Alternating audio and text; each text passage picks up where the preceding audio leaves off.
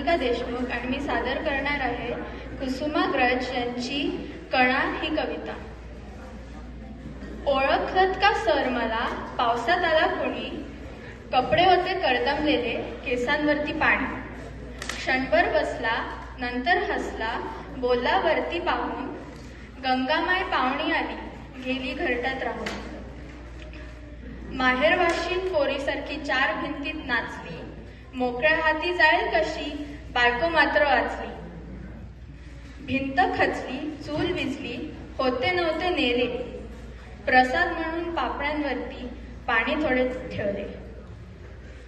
कारभारणीला घेऊन संगे सर आता लढतो आहे, पडकी भिंत बांधतो आहे, चिखल गाळ काढतो आहे.